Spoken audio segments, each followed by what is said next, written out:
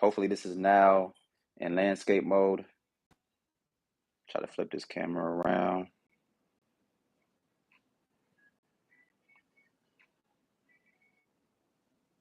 Perfect. All right. So yeah, appreciate the compliment on the shirt. I am the enhancement. That's the motto for Amplify. That's really what I'm talking about now is how do you become the enhancement, y'all? How do you build yourself up to be the enhancement, not just put on enhancements? All right. So that's super close. Let me back out of that.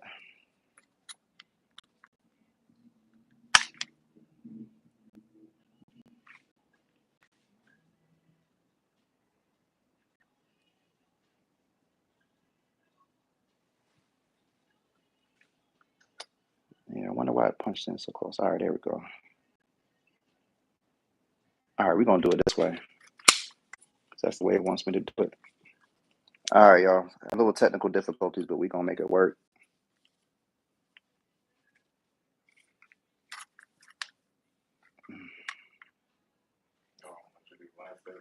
Yeah, it's hating on me, man. It doesn't want me to go landscape, but it's all good. We're going to go this route. And in the meantime, I'm going to put my phone up right here. All right, yeah, so YouTube is hating on me right now. I got to change my mount to make sure I can go portrait mode because it's not letting me do landscape. So it's all good. We're going to do what we got to do.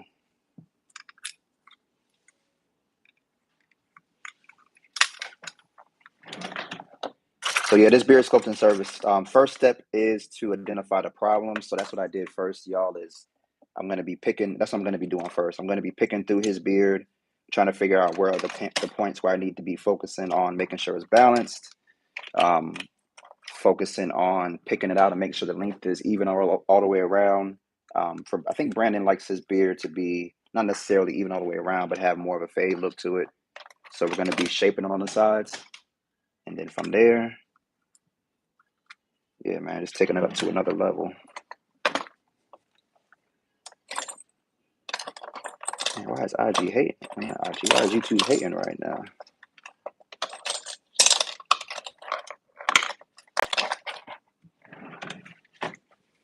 All right, so bear with me again. Let's set this up the right way.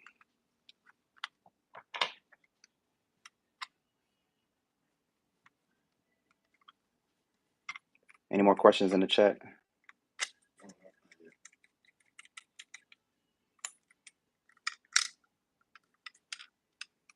All right, I think we're ready.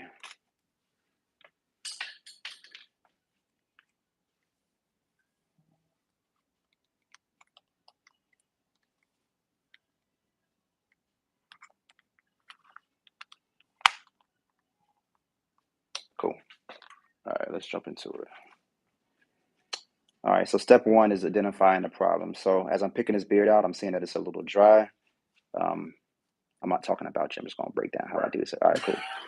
So yeah, combing it out, seeing how it looks. So his beard definitely needs some hydration. The beard wash is going to help him out with that. Shampooing your beard is important for clients because I think a lot of times people only focus on adding more and more oil to their beard.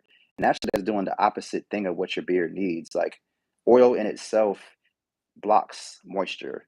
So you got to think about it like that, guys. Like oil and water do not mix. So if your goal is to add moisture to your beard, then adding oil is probably the wrong thing to do. You need to make sure that your beard is clean and that it's moisturized. So when it comes to being moisturized, you need conditioner. So that's why, even though it's a beard, not necessarily on his scalp, he should be still using a beard wash and a beard conditioner.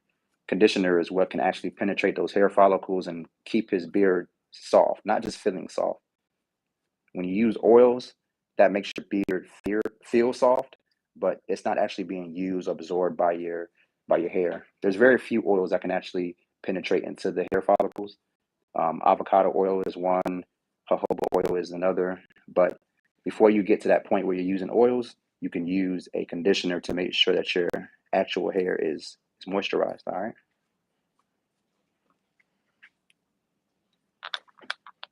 Okay, cool. So Getting into the shaping. What am I thinking about? What's my approach?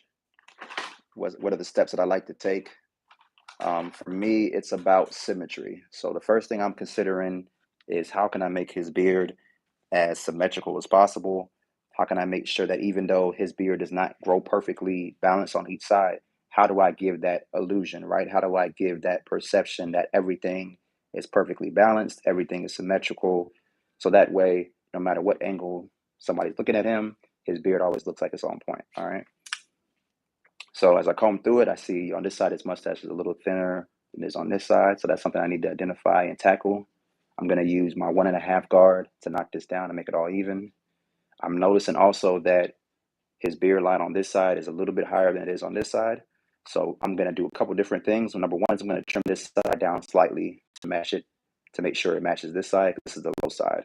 So there's really, I mean, that's outside of using straight color, there's no other way for me to bring this line higher. So if I'm going to give him symmetry, if I'm going to give him balance, I have to slightly take this side down a little bit. Um, but first things first is, Brandon, are you cool with that? Are you fine with me taking that side down a little lower? Yeah, that's fine. That's cool. As long as it's symmetrical. As long as symmetrical. I bet. So yeah, we're gonna make sure that the strong side matches the weak side, and that's with anything, right? Whether it's his hairline, whether it's his eye. If you're doing eyebrow cleanup, you always have to consider the weak side first. Whatever the weak side is doing, you have to match the strong side to the weak side because the weak side can't do what the strong side is doing. So I know it sounds a little elementary, but that's the easiest way to make sure things are symmetrical is find out where the weaknesses are and then balance the strong sides to the weak sides. Cool. All right, so we're gonna do a beard bald fade. So let's knock out this bulk through here. Right now, um, I'm not worried about shape right now. I'm more so worried about just removing bulk in this area. Can you check to see if there's any comments real quick, bro? And let me spin them around so you guys can get a little better. There we go.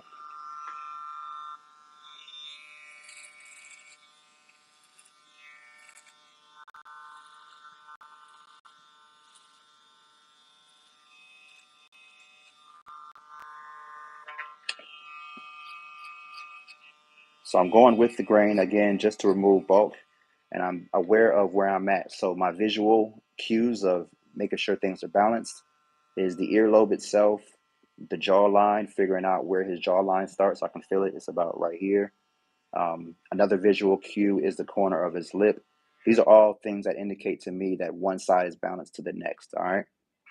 So because I'm doing a deep fade within here, I'm not really too worried about everything above the ear. This will all be pretty much bald. My fading will pretty much start right here at the bottom of his ear.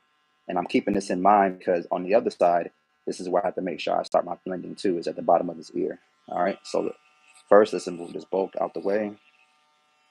And I have my caliber 50 cals all the way open, and I'm just using them to remove bulk off this side. All right, so let's start the fading process. All the way open, all the way open with my calibers. Again, the bottom of the ear.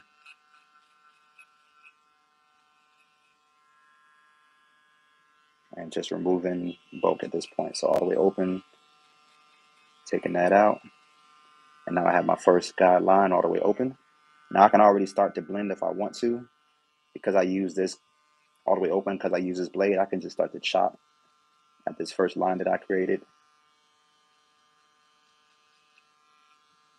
So if you're a barber, you have to think about this as if you're doing a regular taper. You know, how would you do a taper if it was through here? Don't overcomplicate the beard. Okay, took out that first line. Get a little closer so y'all can see. Now I can go all the way closed. And again, bottom of the ear. Let's just flick off some of that bulk. Flick off that weight. Get off the hair. All right, so I went all the way open down here. I went closed up there. So in between is halfway. And now I'm just notching out and removing that line that is between those two sections. Cool. And I've started my blend. So instead of going through right here and finishing the entire haircut, the entire side of this beard, I'm sorry, I'm going to now flip to the other side and do the exact same process on the other side. Why? Well, I know I'm not done here, but that's the point. All right, I have to make sure things are symmetrical. So I'm going to flip over and do the exact same thing in the exact same area, considering the exact same points, right? Jawline, corner of the lip, earlobe. This is how you keep things symmetrical.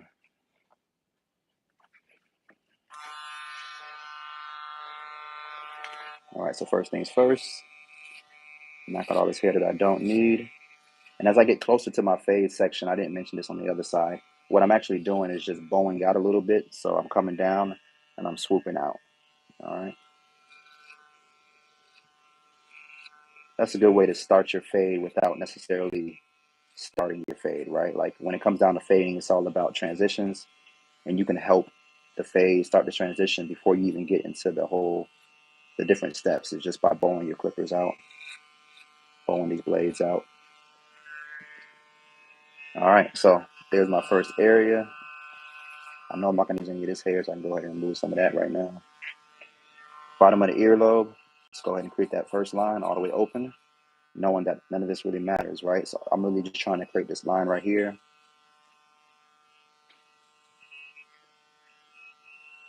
Now that I created that line, I can get it out just by notching, using all the way open, the same blade, same position.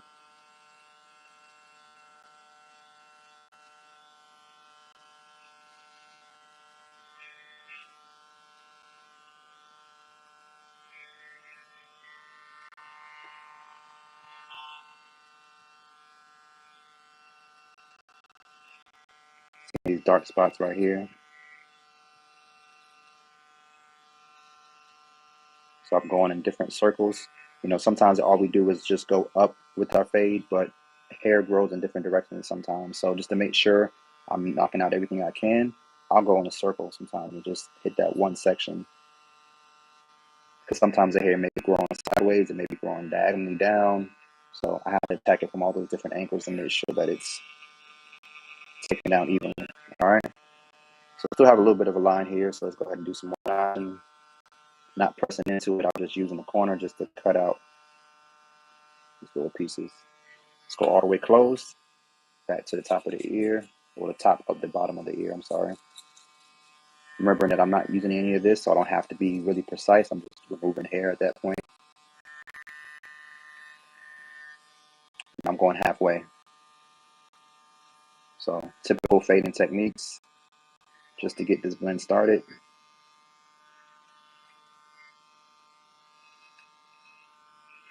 All right, cool. So let's get into some shaping. And let's grab my tools. So when I was on Instagram, I had all my tools over here. Really, there's no need for them to be way over here at this point. So let's just bring them all over. So this is the color I'm using. This is Darkest Brown by, what's the name of the brand? Just for Men. Just for Men Darkest Brown. I have my Braun electric shaver right here. My beard pick. My razor blade. And again, my Listerine because I'm going to be on his face. So let me go ahead and do a breath check.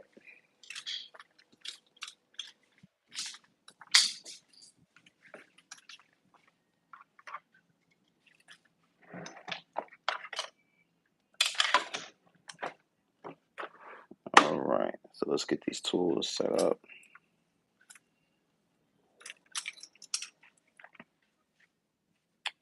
All right, let's pick this beard on out. Again, first thing I did was I balanced that beard on both sides by making sure I hit that the earlobe area and started my fade on both sides. So I can go back right now and check for symmetry, but I know that I did the same process on both sides. So within about a millimeter or so, it's gonna be balanced, all right? Because the first thing I was thinking about was balance.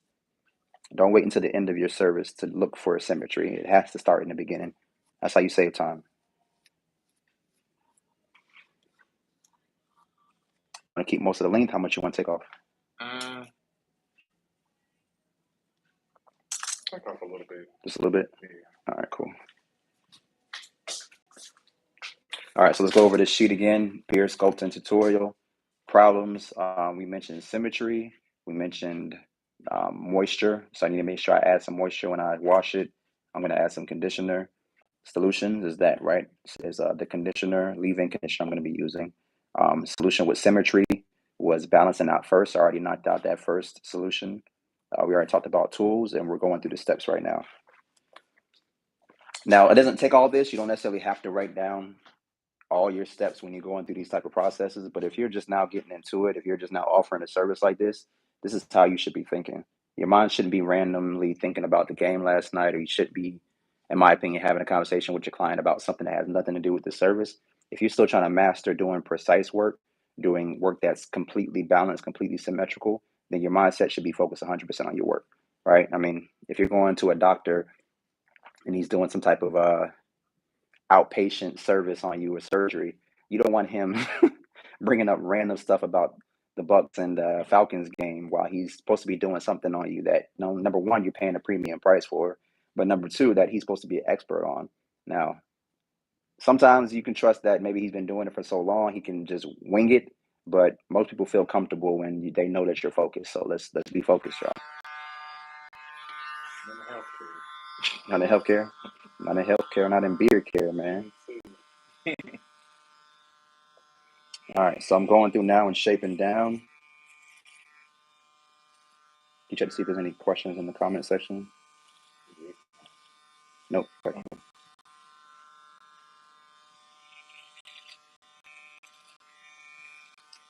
All right, so with this portion of the fade, I am just now going over and getting these wild hairs, knocking them off. If I was to stand to the side here, so you can see the different angle, I'm just going down.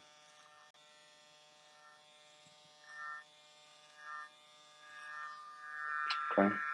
Now that I went down, I'm going to go across the bottom and knock off these wild hairs. So he said he didn't want too much taken off.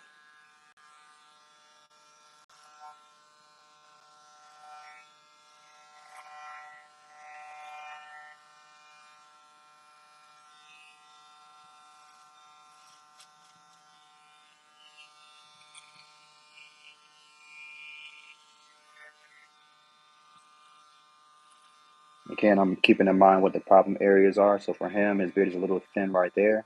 And my goal is to create symmetry, create balance, right? So if it's thin here and it's thick here, what's the solution? This is the weak side, this is the weak part, this is the strong part. I have to take out some of the weight in the strong part to make it match the thin part. I'm not going to bring it down as light as this is, but my goal is to knock out some of this thickness in the hair right here. So when I line it up, it looks more balanced. A lot of people consider, a lot of barbers consider balance and evenness, right? If somebody wants an even all over haircut, that means that you just put on one guard and you just go through it one time. But really, nobody's hair grows perfectly even. The real end goal is for you to make it look even. And sometimes you have to go between different guards. You may have to go different directions with your blade to make sure it looks even. That's the point. That's the goal. Nobody has a perfect head shape. Nobody has perfect hair follicles evenly distributed across the head. So it's your goal, it's your job to give it that perfectly symmetrical look. So that's what we're doing here.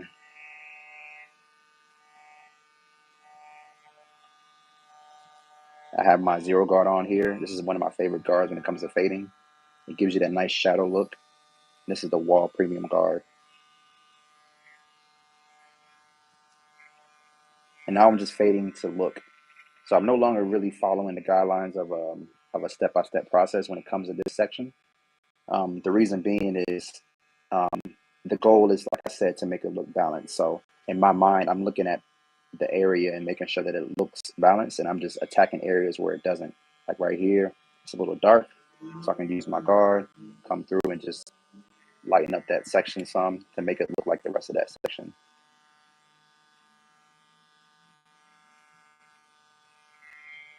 All right, there we go. Now you may notice that I haven't touched my liners yet. I haven't balled out this fade at all yet, and the reason being is that that's probably the most critical part, is creating that really bald section of it. That's what's going to create the most contrast. So let me say that for last. Let me go through everything I need to do with these clippers in my hand, and then at the end I can add that last level of precision by balding out these areas. You shaking your head? You learning a lot right now too? Yeah. Hopefully I'm breaking it down that easy so that anybody can understand the concepts.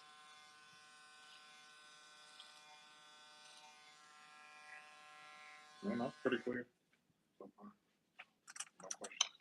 Cool. Again, y'all, if you have any questions, it doesn't necessarily have to be related specifically to what I'm doing. I'm not offering one-on-one consultations at the moment outside of these lives. So if you have anything that you want to ask about, this is the perfect time to do it because I'm live and I'm here with you right now.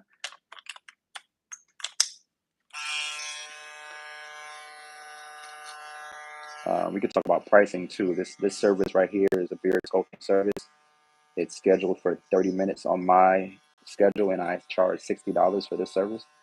Like I said, this is just a tutorial, so it's going to take longer than 30 minutes. But I charge 60 for half an hour, and it's because I know that my work is clean. I'm not going to second guess my value. I know that if they come and get this service and they schedule it, they're going to walk out with a satisfied look. So I'm not charging my worth, I'm charging my value. It's a big difference. Worth is your birthright, right? You're born with worth. You can't really consider how much you charge for service, how much you make per hour. You can't consider that to be your worth. You know, you were born, you're gifted. I'm not gonna get too spiritual, y'all, but at the end of the day, your worth is a birthright.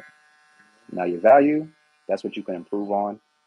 And this doing these type of services and having this type of intentionality, this type of focus is how you elevate your worth. This is how somebody can comfortably book a $60 service and come in knowing that you're about your business.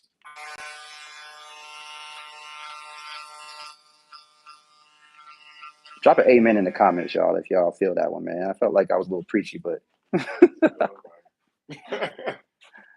let's not charge our worth. Let's charge our value. Let's do some value-based pricing, all right? Any comments in there yet? Oh, Derek said you don't do the hot towel first? No, I'm not first. No, I'm going to get to the hot towel, but that's right before I line him up. So because I am adding a beard wash to this service, the hot towel is really not necessary at this point.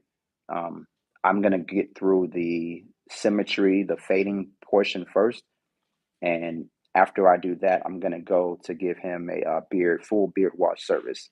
So the hot towel at that point will be kind of redundant within this service. It's not necessary.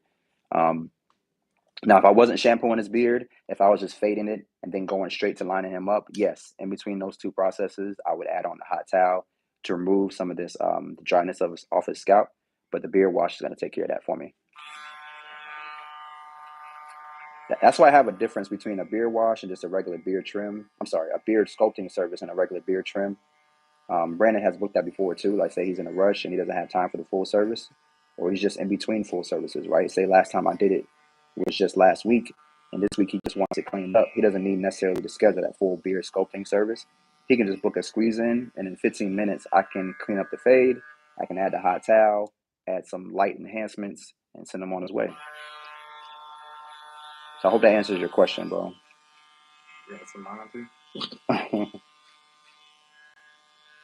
So a lot of barbers do like hot towels. It's kind of like a quicker way instead of like doing a full wash. Yeah, yeah. A hot towel is a great way to add some heat and not heat, add some moisture. So the heat itself on the hot towel opens up not only your pores, but it opens up your hair follicles. Your hair is kind of like fish scales. So when you add heat to it, it opens it up and allows the moisture to penetrate into the hair itself. Right. Now that's the technical way about it. Really, it feels great, number one. Right. Secondly, it takes off the dryness and it removes oil, third. So it's a good way to get those things knocked out pretty quickly by just using a hot steam towel. Makes sense.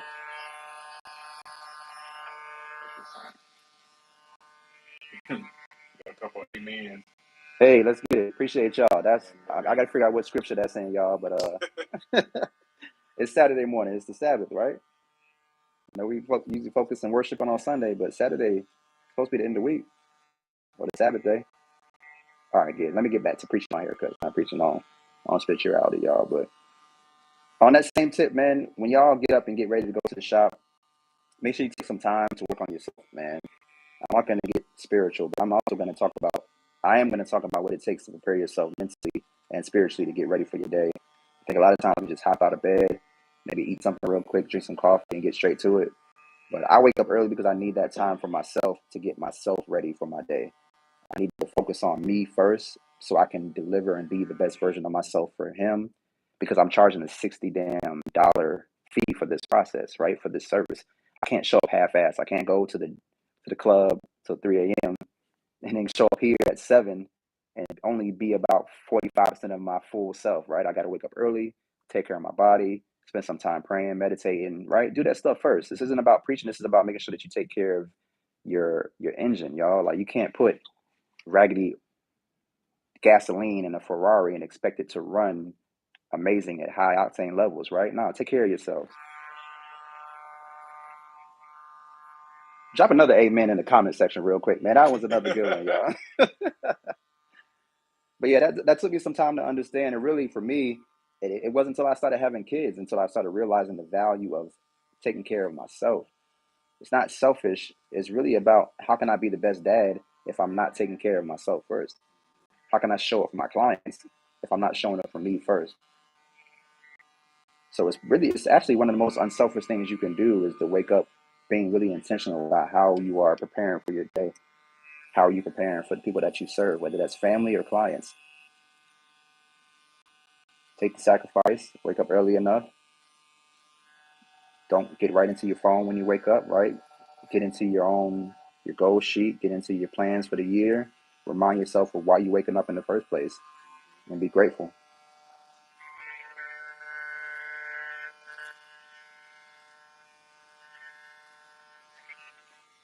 All right, so again, let's check for symmetry real quick. Coming down on the beard. Let's talk about shaping real quick too. So for his beard, I'm coming straight down to give him more of a chiseled look. So Brandon's head shape is naturally more round. And when it comes to shaping, to sculpting, it's just words at the end of the day, but really there's a meaning behind that. And when you're sculpting a shape, when you're sculpting a haircut or a beard trim onto somebody, it's really about making this shape fit his head. His head shape is naturally round. So for the human eye, the best shape that attracts somebody's eye, that'll give him the most compliments, is an oval. An oval will always draw the most attention. So my goal here is to give him more of an oval look. He has more of a round shape. So how do I make his head look more oval? Well, I have to bring in his beard a little closer to his face, right? Instead of it being super wide and making his face even more wide than what it already is. So this is what it means to really break down a sculpting service. This is how you sculpt a shape onto somebody's head. All right. Now, if he came in, his head was really narrow, how do I give him more of an oval shape? Well, if his head's really narrow, I have to widen it out some. So in that case, I leave his beard a little more full to balance out that look. Hope that makes sense, y'all.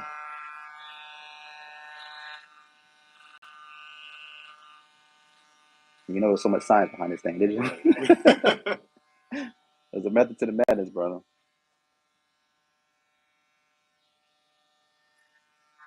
Y'all got any more questions about sculpting? Um,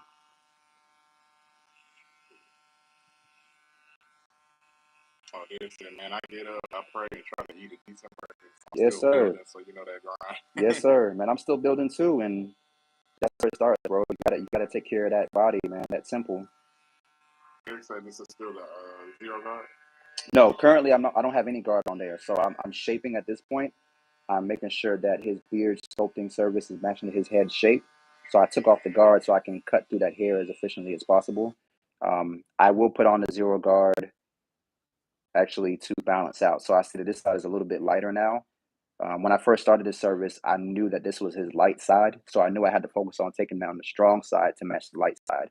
Well, if I stop and pause right now, I notice that the strong side is now a little bit lighter. So this isn't a mistake. It just means you got to take the time to pause and to notice that, all right, so let me clean up a little bit on this weak side and make sure it continues to balance on both sides. So when I go back to doing that, I'll throw back on my zero guard.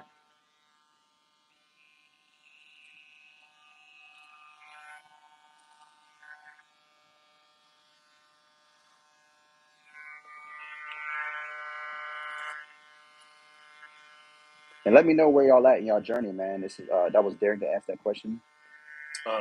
No, that was Eric. Eric, okay, cool. Yeah, Eric, man, give me some feedback. Let me know more about you. Where are you at right now in your journey, man? How long have you been cutting? Are you would you consider yourself experienced? Have you been cutting for years? Is this your third, fourth year? Let's have a quick conversation about that, man. I'm trying to understand my audience a little better.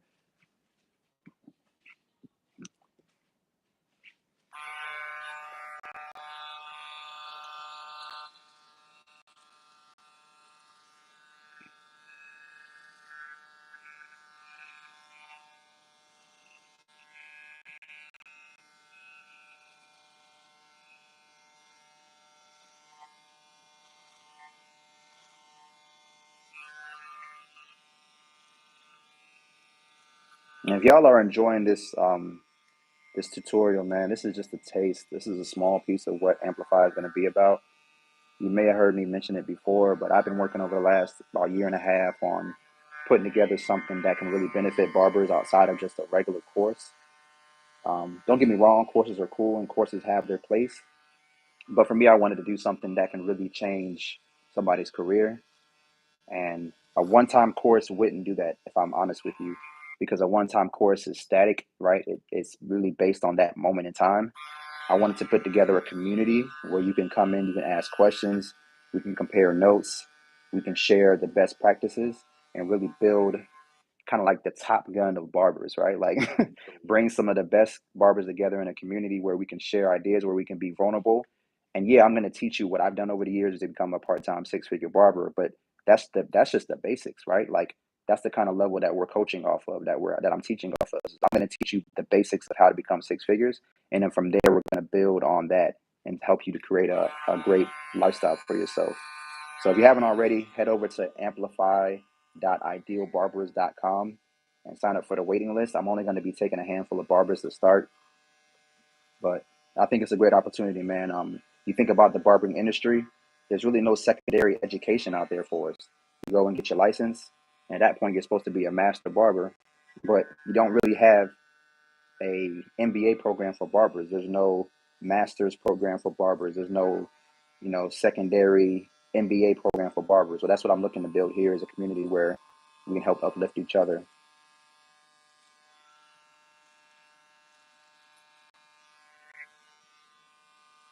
All right, so I'm going to throw back on that zero guard that you were mentioning, Eric, and I'm going to go on the other side and match up this dark spot right there. So zero guard, all the way open.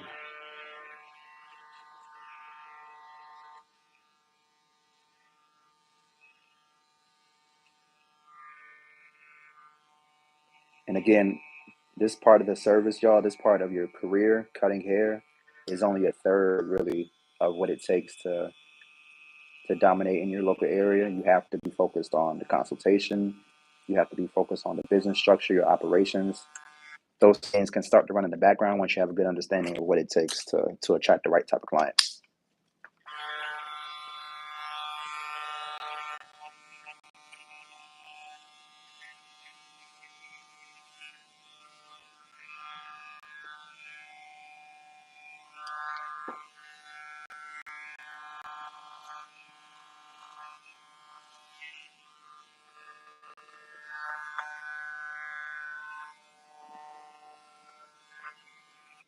Okay. Darius said this is his second year cutting, but he had to move from Florida last year, so he didn't get a full year of cutting. Okay. He started all over in Columbia, South Carolina in February, and he's doing pretty well. Okay, so you're in a barbershop in Columbia. Mm-hmm. Okay, cool. And this is year 2 for you cutting. All right, man. Yeah. Man, listen, bro. Like year 2 for me. Let me just say year 1. I wish I had. I wish I had somebody teaching me thoroughly what it takes to elevate my career early on. I think I would have saved a lot of time, but damn sure I would have saved a lot of money. Making some mistakes, but experience is the best teacher, and that's what I'm trying to give to y'all through these live tutorials is my experience. And this is how you create shortcuts. I think a lot of times we try to do shortcuts and try to find the quick way to make money, the quick way to build clientele. Well, the quickest way to find a shortcut is to find a mentor, find somebody with some experience, and learn from their mistakes. So hopefully that's what I'm doing for y'all now is sharing the best ways to build. Okay, so with this beard, again, a visual cue for me is the corner of his lips. So as I line him up, I'm gonna bring this down to the corner, no lower. He has a really full beard. I'm sorry. All right, now you can see it better. Again, I was just pointing to the corner of his lip. That's my visual marker. That's why I'm bringing this line to. Not pressing hard at all. These liners feel too sharp?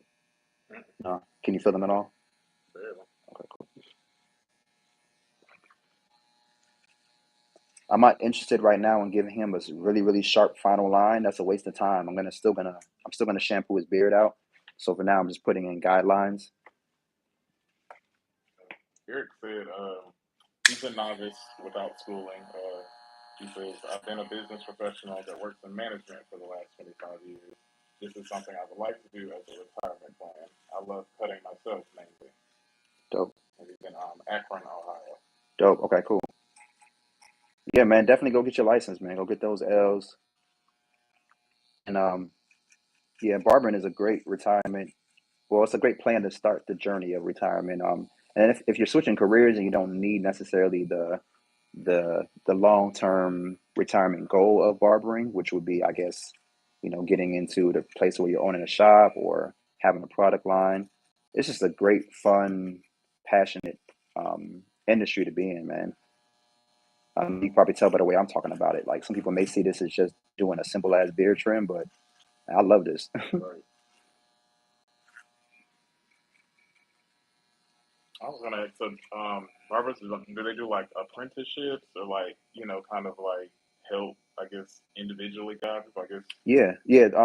There are in most states there's an apprenticeship program Hmm. to where you can earn your license by studying under a licensed master barber. Okay. But that's probably one of the more difficult ways to get your license because it just takes so long. Hmm. And life happens. So Right. People be ready to yeah, yeah. learn. I've had a Yeah. few apprentices over the years, and none of them have completed the program. So it's definitely a longer way to do it. It can work, and it does have its benefits because you're learning from an experienced barber. Hmm. But at the same time, at the end of the day, you still have to get your license, Right. which means you have to pass a state board exam, and you won't necessarily get that type of education, that theory education, in a barbershop. You would Hmm. have to self study. It's not impossible. It's just a difficult route. Harder route to Yep. get. Yeah.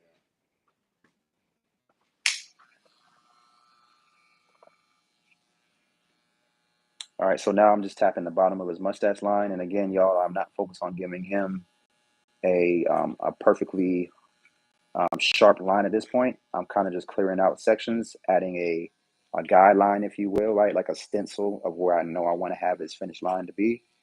So that way, after I shampoo his beard, add that moisture to his beard.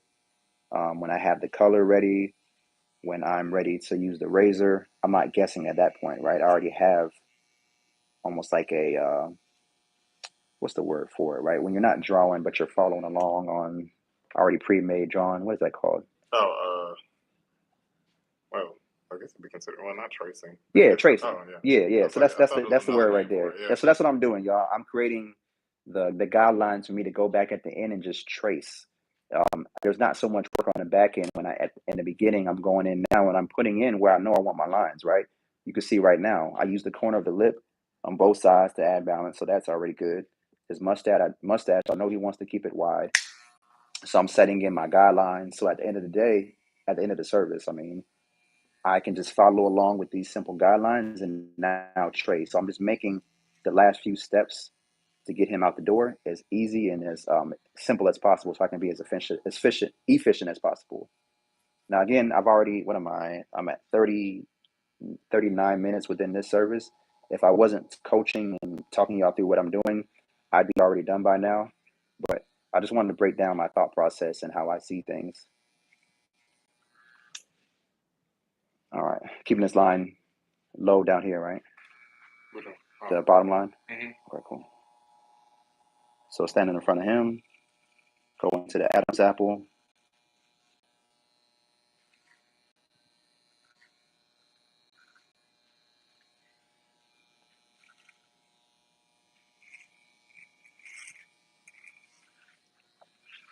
Don't people like to keep their neck hair, like the underneath It neck hair? depends. Oh, Everybody's okay. different. Some people do, some people don't. Some people struggle with ingrown hairs, Oh, yeah, so that's they'll true. keep it low if they do that.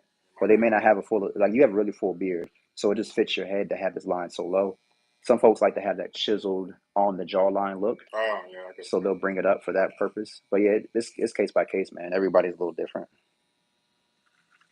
Um, if somebody asks me what looks best, I just go by their head shape. Mm. if they don't have a really high beard line, then I'll bring this line lower to still give them that wide look. If they already have a really high beard, then they can afford to go higher on the jawline, just give them a really chiseled look, right?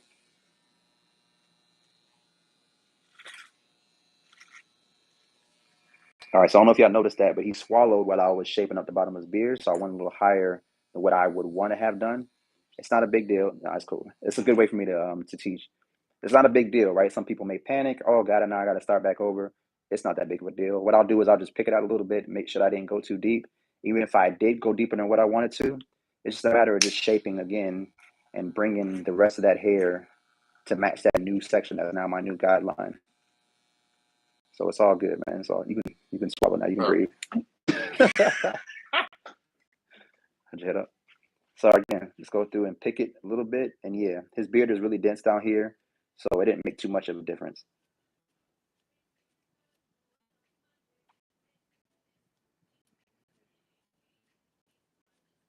Yeah, as a barber, that experience and knowing, what to do with different techniques to get out of trouble, those things make it really more relaxing to do a service, even if there is a small mistake that is made, because you have a toolbox full of different techniques to get out of trouble. It takes the pressure off, right? It takes the anxiety off of doing these type of things. I'm freehanding right now, right? So it's risky. I could have held his face in a vice grip and made sure he doesn't move, but at the end of the day, you can only control so much. The best thing you can control is your skill set and your knowledge, your wisdom. A little higher for me.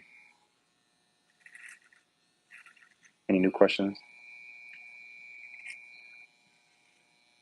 Oh no, Eric just said you're damn good. I love your teaching style. Oh, appreciate you, man.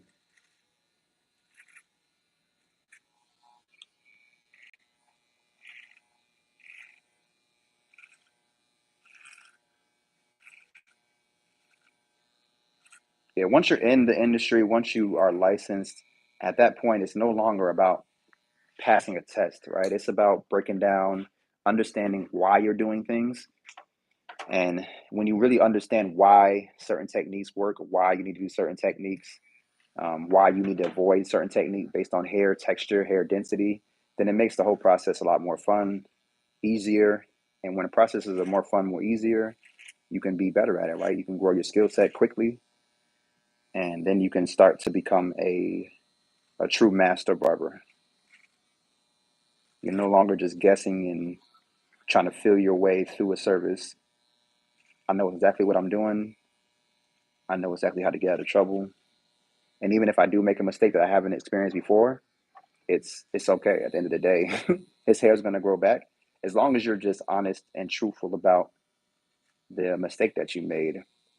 I think people appreciate that type of communication style, right? Like if I did mistakenly sneeze while I was lining up the bottom's neck and I created a divot in there, let me just acknowledge it, bro. We're human. He knows I'm human.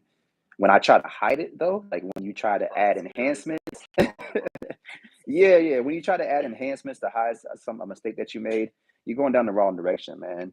And you're really, yeah, that's not the right way to go about it, y'all. Again, it's you have to create comfort. The clients have to trust you, and that's not because they feel that you're perfect, right? Ideal Barber is my name for a reason because it's about the the perception of what's perfect, or the ideal means the idea or somebody's opinion of what's perfect. For Brandon, what's perfect is separate for him.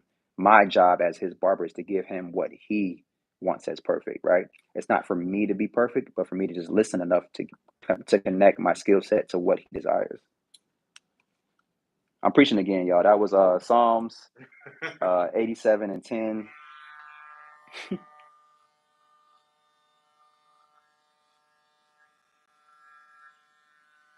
All right, so my stencil is in there, right? My frame, so I can go through with the beard wash service now. So let me transition off of this point of view. Flip the camera real quick. What's up, y'all? Flip the camera real quick and set up at my shampoo station. So within the shop, I have a shampoo bowl that isn't really built for beard washes, but of course, I'm gonna MacGyver my way out of every situation, right? So what I did is instead of having him sit backwards somehow, I just have him sit towards the shampoo bowl, and then he's gonna lean in, and I have a cape that I use that I put around his neck to make sure water doesn't drip down onto his clothes. So come on over, Brandon. Let's do this beard wash. All right. So how y'all doing so far, man? Y'all still following along? We still in there? Y'all good? Y'all good? Cool. I'm gonna put this phone up in here.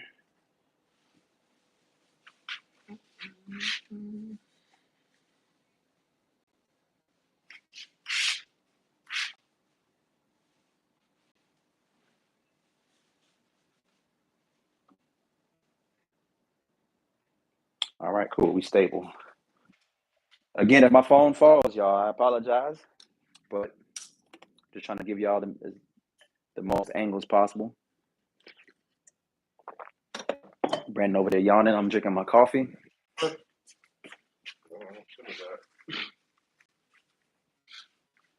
What up? What up? So yeah, going through and doing the beard wash service now.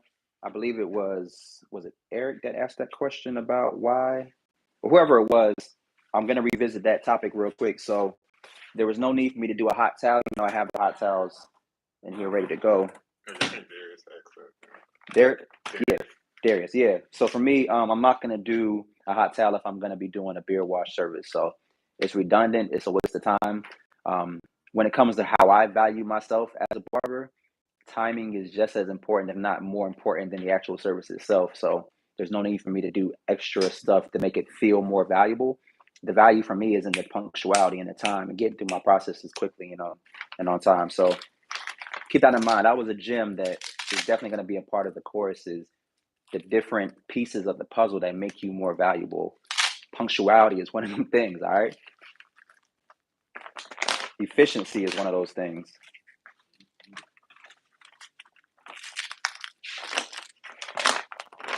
Very few people want an hour and a half beard service. They don't have time for that.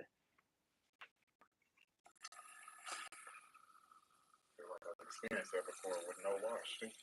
Oh yeah.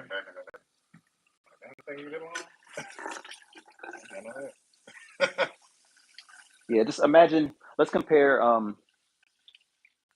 let's think a little abstract, right? Let's compare one of your services, which I consider to be a product, right? Once you understand how to go through your different services and be punctual and be once you create a system, you now have a product that you're selling, right? If that's the case, let's compare it to the iPhone. So imagine you had the iPhone that does all this different stuff, right? It has 256 gigs. You can take pictures. What else? You can record videos, but it takes 2 days for the videos to upload into your phone. The value isn't there anymore, right? You can say the same thing about your services. You could be doing the dopest services possible. You could be doing the cleanest haircuts, but if it takes you all day, you're stripping the value out of your services.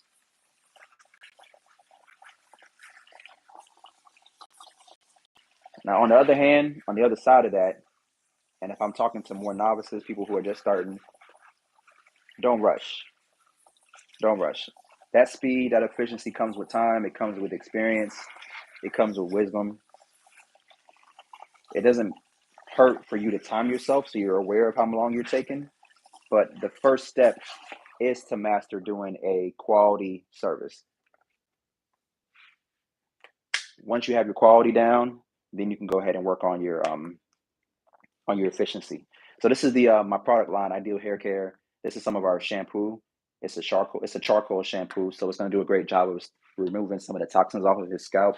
I'm sorry, off of his face.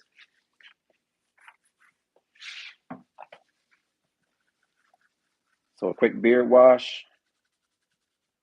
Again, shampoo is essential for hair because it removes not only the dirt, but all the impurities off of your scalp, off of your face, off the hair follicles themselves. I'm a huge fan of washing your hair on the regular because you can't have moisturized hair with dirty hair. And even if you're using a whole bunch of oil, the oil can't get down to actually penetrate the hair follicles if the hair isn't clean. So you got to clean first. Yeah, don't judge my flip flops I got on this morning, man. This is my off day. Really, I'm not cutting today on Saturday. I've adjusted my schedule to take more time off. Number one, to build this course. Number two, to spend more time with family. So yeah, this is the only thing I'm doing today. This is live, so this is my gift to y'all. And I decided not to put on no real shoes.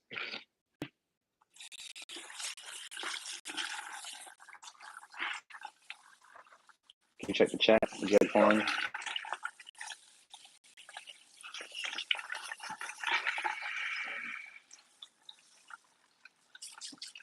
Well, Eric said yes, sir. But I think it was something you were previously saying. Okay, cool.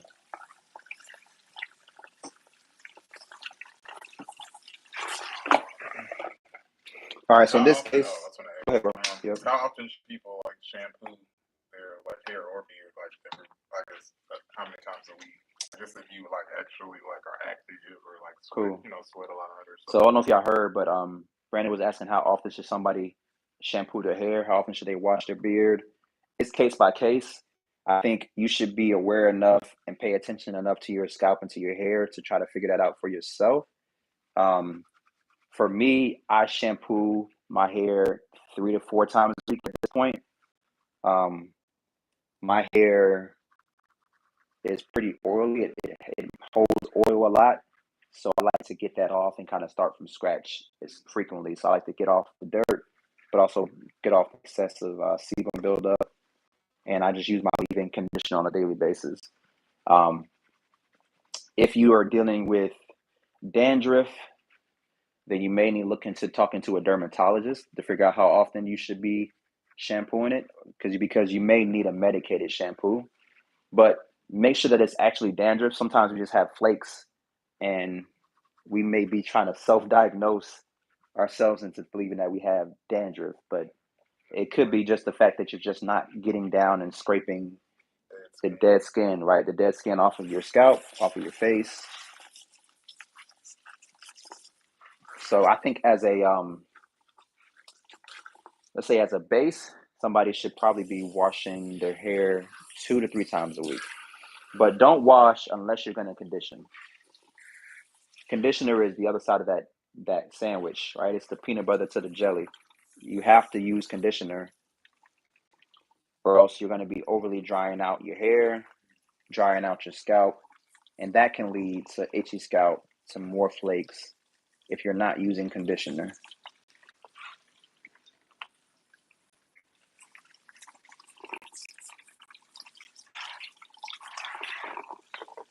And if you're black and you have kinky, coarse, curly hair, our hair tends to be more dry just by our DNA, right? So even in barber school, they teach that you have to overcompensate by using a leave-in conditioner.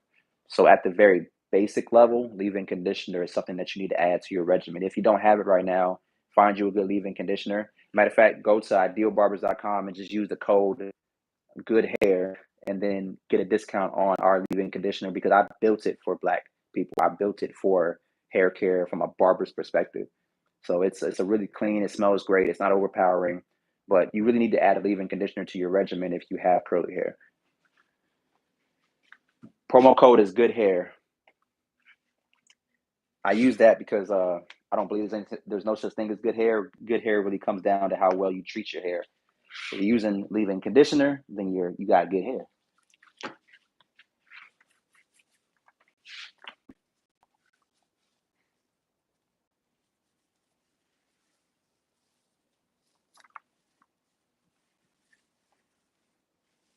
Yeah, so if you're not a professional barber or you are just a novice, it's all good, y'all. If you want to know more about hair, you following the right person, man. This is a passion of mine. It's an obsession, really. I can't really just call it a passion.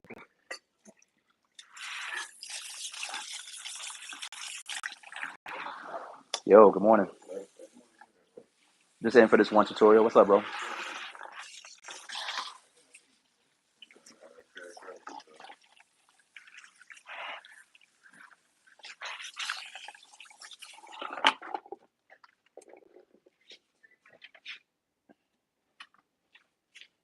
All right, so for his beard, I did 2 shampoos and 1 condition. I did rinse out the leave-in conditioner only because I'm not done styling his beard.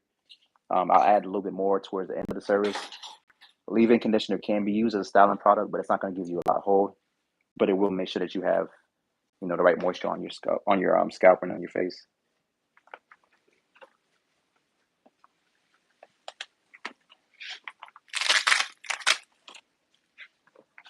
Cool. Back to the station. Excuse me, Jay.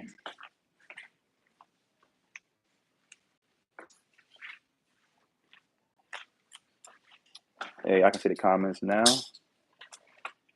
All right, Eric. Dan, good luck your teaching. All right, appreciate it, y'all. Any more questions, let me know. I'm going to put this neck harness back on so y'all can watch me finish up this service.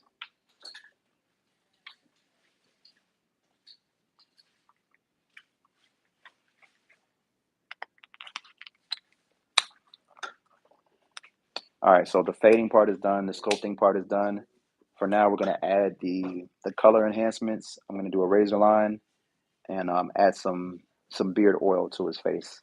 The product that I use for beard oil isn't necessarily built for beards. It's just an argan oil. It's 100% argan oil, which is great for adding, some of the vitamins and minerals back to his beard that was stripped away from the shampoo.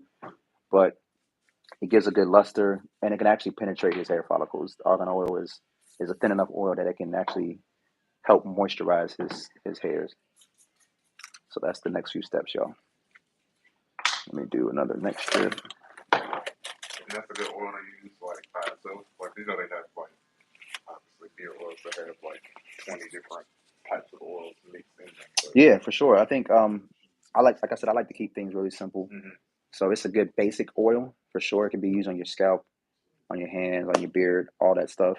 But the beard oil that you choose, it should have argan oil in it. I would look for argan oil, look for coconut oil, avocado oil. Those three are kind of the essentials when it comes to having an oil that can actually penetrate into your hair.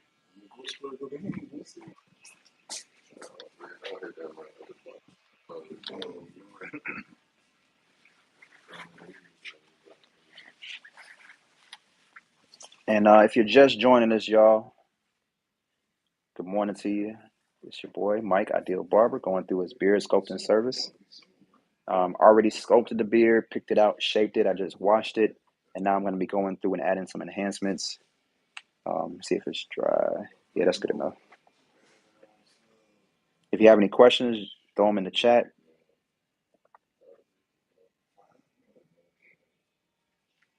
All right, so let's do the razor line.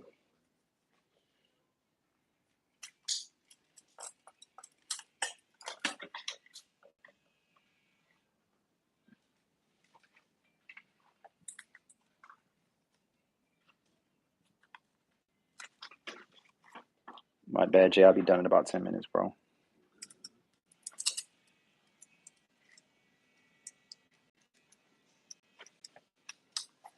All right, so I'm going to use this product called No Burn to do this razor line.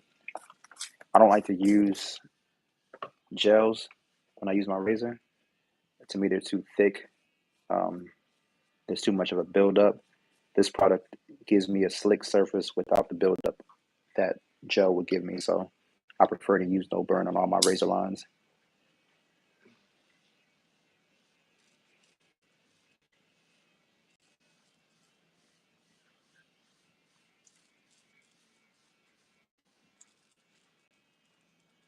Now, like I said it before, because I already put my lines in place, I'm just now tracing. I don't have to go slow. I don't have to take my time. I'm just following the previous line I already put on there when I first started. Tuck your lip. Being careful to make sure I maintain a 45-degree angle with my razor. 45 degrees will keep you from nicking your client. Now, it still happens, but the safest way to use a razor is at 45 degrees. You can stop. Blow bubble.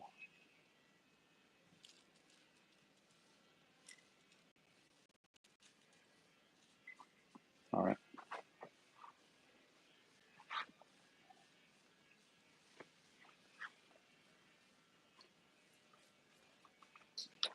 Did I even hit record?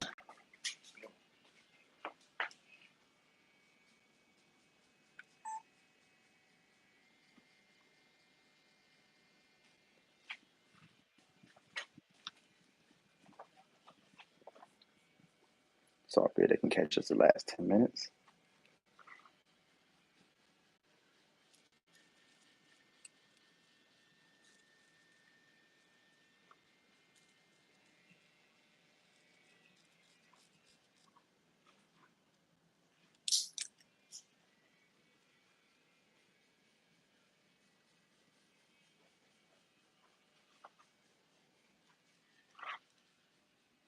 Take a look.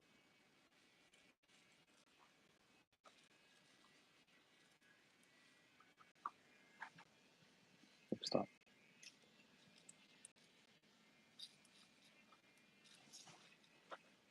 Bubble.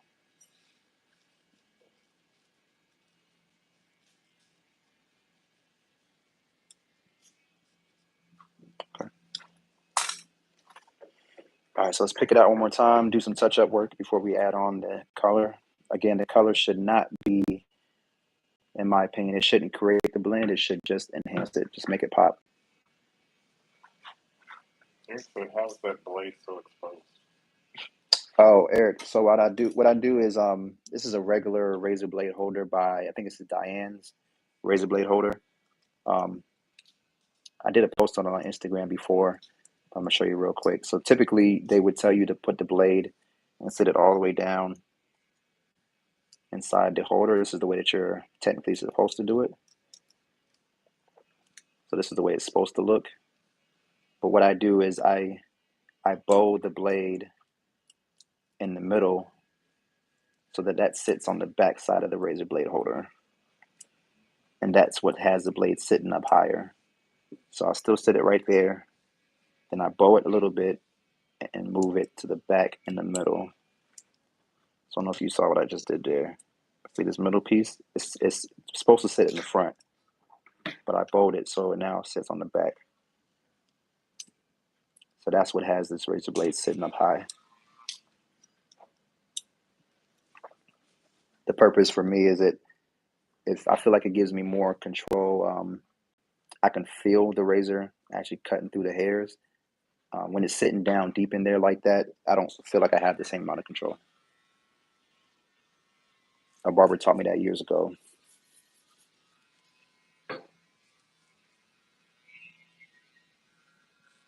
They make razor blades now that they make razor blade holders now that can do that for you. Um, but I don't see the need in me spending that money because I can do it easily.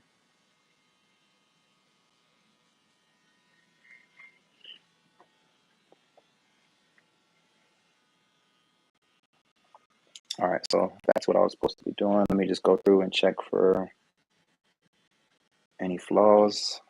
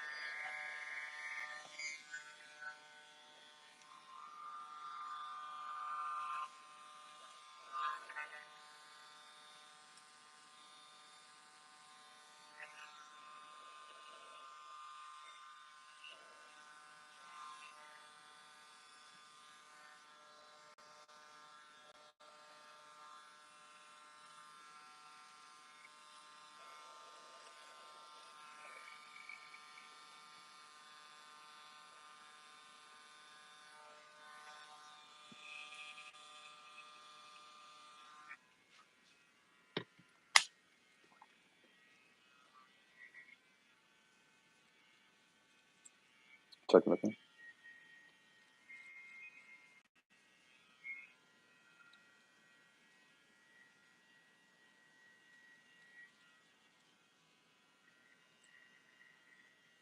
All right. All right, cool.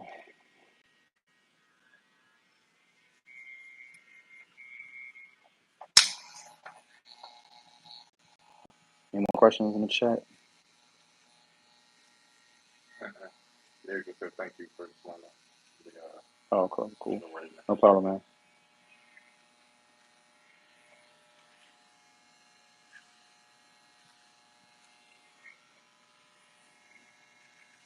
All right, see, now I can go through and put on a really sharp line. Sharp lines are not only about having properly set trimmers, but also making sure the skin is clean and has some kind of moisture to it. You do want the skin to be dry, but not dried out, if that makes sense. You still want to have a little bit of the skin to be somewhat conditioned.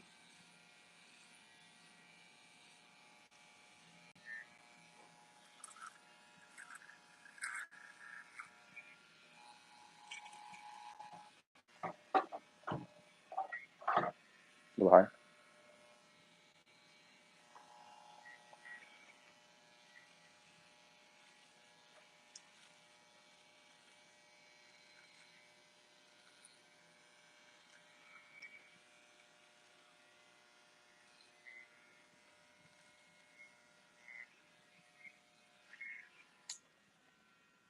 Okay. So this is a permanent color, y'all. This is by Just for Men, darkest brown. I'm going to leave the color on him, so he's going to leave with the color on. Why? That'll give it the most time for it to process. How long you stay? About what, 20 minutes from here? Mm-hmm. So yeah, when he gets home, he can easily just shampoo his beard one more time, just to get the extra color off of his beard. But my line is on there great. The fade is in there great. And for the sake of time, I'm going to go ahead and let him leave with the color on there. Just for Men is a really safe product. It's not too harsh. Beijing is another good product, but it can be a little strong. So gotta be a little more careful with that one. And now I'm just kind of brushing in this color, giving it a little bit of a more of a fade look. I'm being careful not to put it within the section that I already faded.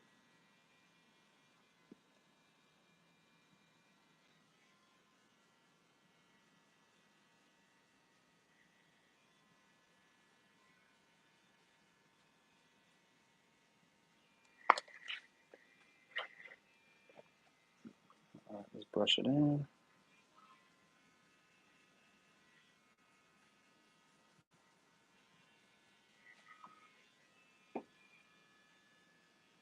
Let me see how clean that's coming out, y'all.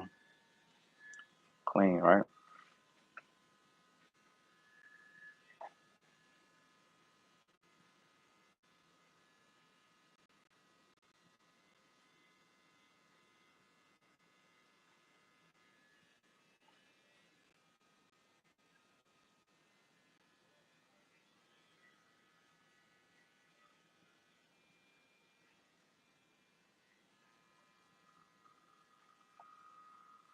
This is the part of the service where I definitely will move a little more slow and control because I don't want to have to remove any color. Now I have alcohol. I can go back and, balance some things out if I need to, but it's a little more difficult once the color is already sitting on his skin.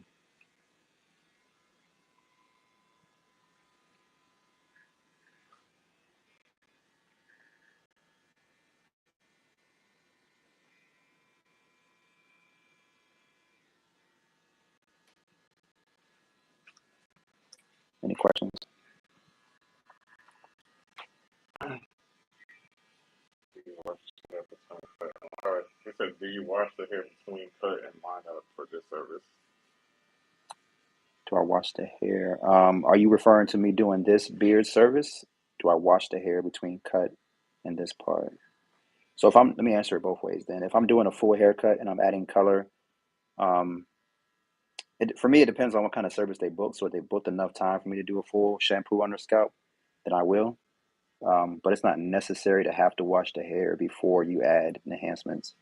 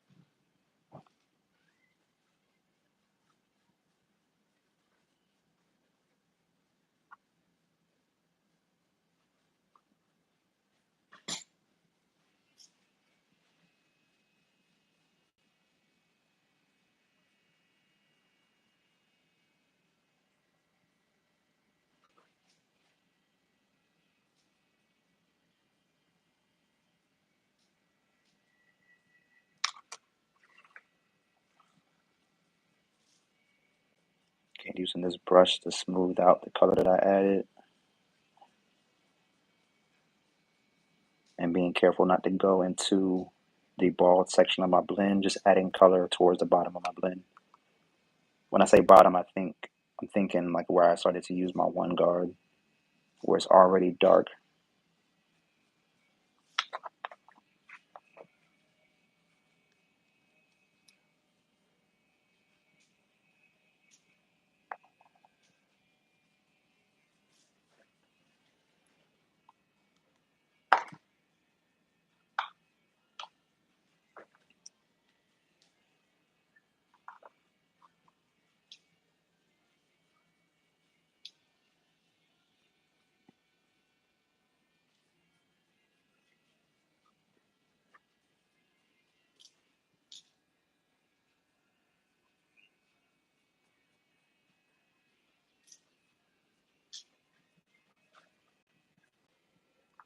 And I'm just gonna pepper it through the rest of it, y'all.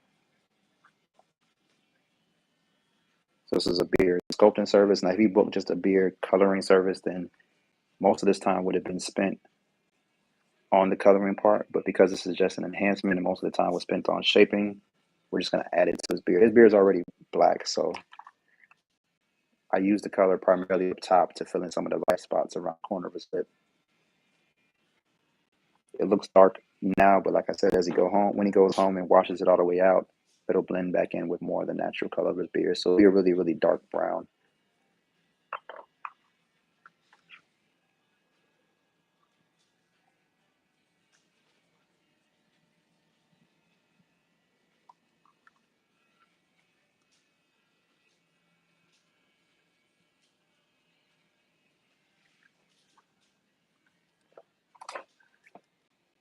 All right, and we good.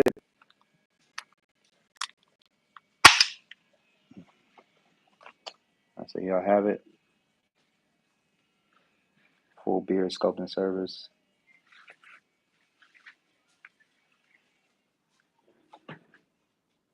Clean up that color right there. Notice a little flaw, so I'm gonna go back through and blend this color right here a little bit cleaner.